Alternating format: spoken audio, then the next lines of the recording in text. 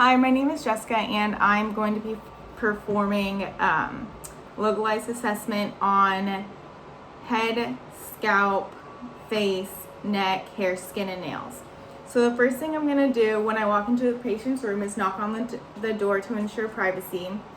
I'm going to walk in, introduce myself to the patient saying, hi, my name is Jessica, and I'm going to be performing a focal assessment on your head, face, neck, hair, skin, and nails. I'm going to perform hand hygiene. I'm going to gather my supplies, and then I'm also going to identify the patient with 2 patient identifiers. So I'm going to ask the patient, can you please say your name and date of birth for me, please? Jason, 3/20/96. Perfect.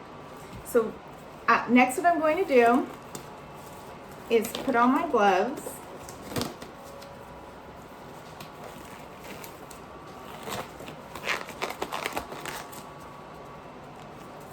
And start by assessing the patient's scalp and head and face. So I'm going to first start by inspecting the head and scalp. I'm going to look and make sure that the patient is normocephalous, that the shape of the head, the size of the head are all appropriate to his body. I'm going to be looking at his hair to make sure that his hair is shiny, it's soft, there's no bald spots, there's no brittleness to the hair, and there's no infestations. And then I'm going to start by palpating his head to make sure everything is asymmetrical. There's no lesions, there's no tenderness. I'm going to be looking at soft spots for skin breakdown if your patient is not ambulatory or lays in bed for long periods at a time. I'm going to assess the patient's hair. I'm going to look through it to make sure there's no bald spots, no brittleness, no infestations, and also or detect the odor of the patient's hair to ensure or get a guess of the patient's hygiene. What I'm going to do next is I'm going to inspect the patient's face for any lesions. I'm going to inspect the skin to make sure that it is the skin color is appropriate to ethnicity. I'm going to make sure that his skin is warm, there's no diaphoresis, that there's no pallor, there's no redness to the face, that it is dry. I'm going to also be assessing for any lesions. I'm going to assess the patient's lips to make sure there's no cracking, that they're moist. I'm also going to be assessing the face for symmetry, that both eyes are the same with purposeful movement, the mouth is symmetrical, the nose, the ears, and that all facial movements are made with purpose. Then I'm going to palpate the face and make sure everything is symmetrical as well. I'm going to check for temperature by using the back of my hands. I am going to then inspect the patient's eyes, and I'm going to be testing the cranial nerves 3, 4, and 6 to make sure that they're all intact, and I can do this by using a pen light, standing or holding the pen light 12 inches away from my patient's face and asking them to follow the pen light with my eye, or follow the pen light with their eyes. So I can do this by asking the patient, will you please follow the pen light with your eyes? And I'm going to have move the pen light up, down, side, side, diagonal, diagonal. Then I'm also going to test for accommodation and see if the patient, or by doing this, by holding my pen light back and then moving it forward to make sure the patient follows the pen light and their pupils constrict. So I'm going to just ask to follow my pen light. Perfect. Then you can also test the patient's pupil reflexes by shining the pen light in their eye.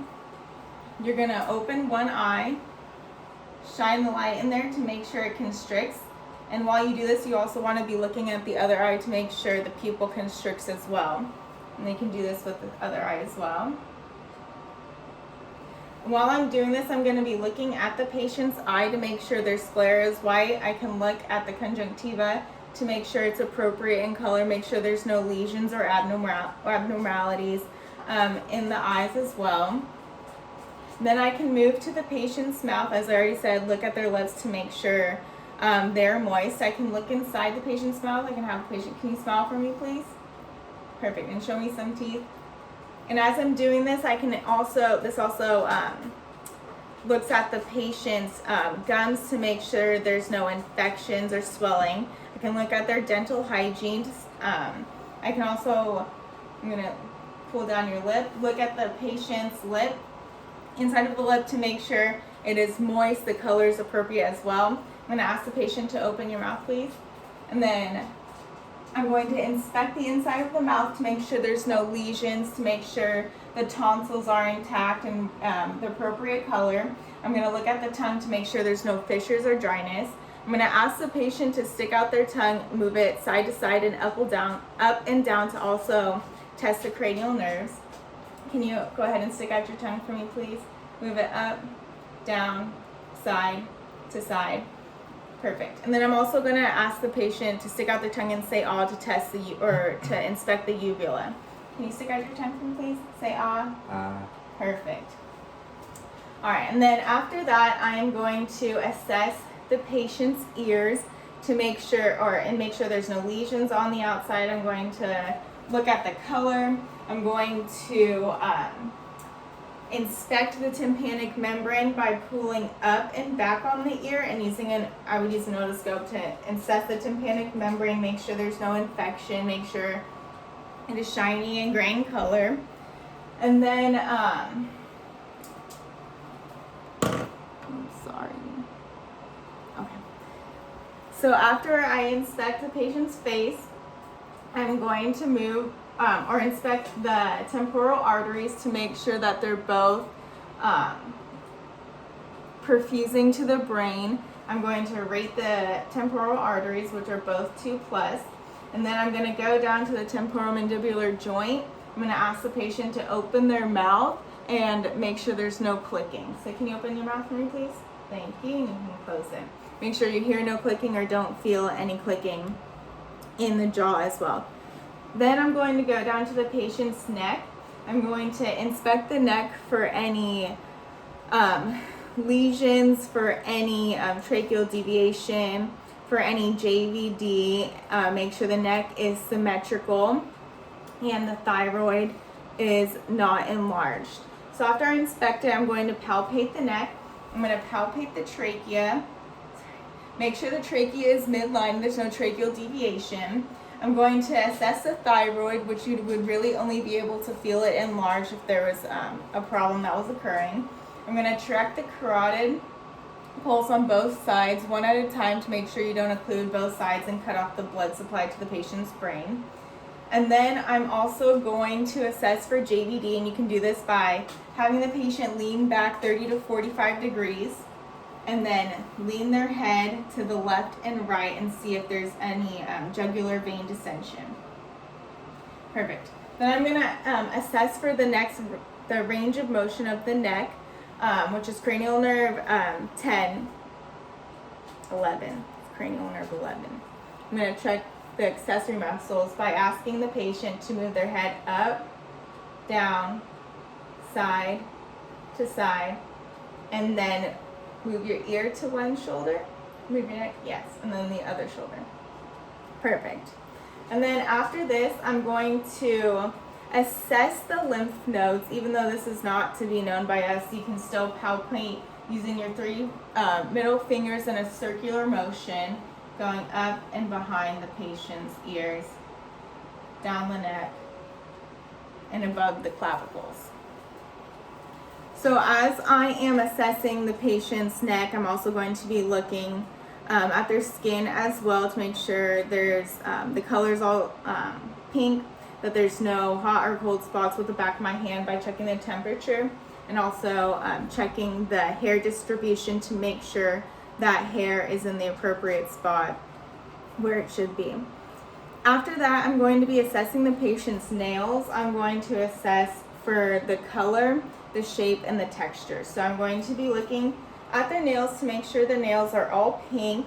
We don't want any blue nails. And then I'm going to check the capillary refill by pressing down on the nails and you should have the color pink come right back up as you lift your finger out from the nail beds. And then I'm also going to be checking the shaping of the nails to make sure there's no clubbing or scooping or anything like that. And I'm going to be checking the texture to make sure there's no brittle nails, the patient doesn't bite their nails, the nail beds aren't sore or inflamed to the touch, and they're not bleeding. And then as I'm doing that, I can also check the skin tutor of the patient by pinching the forearm to make sure the patient is not dehydrated or has low fluid volume. I can also check the sternum, make sure by pinching the skin, and the skin should just flatten right back down. So as I'm checking that, I'm also going to be assessing the patient's skin as well over the arms. I'm going to be palpating the radial pulses to make sure that they're even, and I'm going to be rating them. I'm also going to be using the back of my hand to assess the temperature on each extremity to make sure each extremity is warm. And then I'm also going to be looking at the color of the extremities as well. I'm also going to be assessing the grips of the patient by asking them to squeeze both my fingers. Can you squeeze my fingers, please? Thank you. Perfect. Good. And then lastly, I think that is it.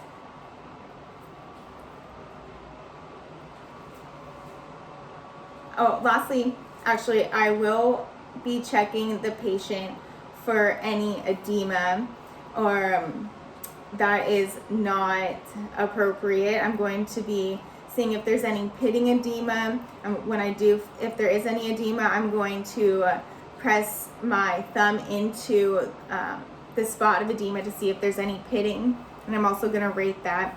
I'm going to assess for the severity and the circumference of the edema as well. And I think that is it. Thank you.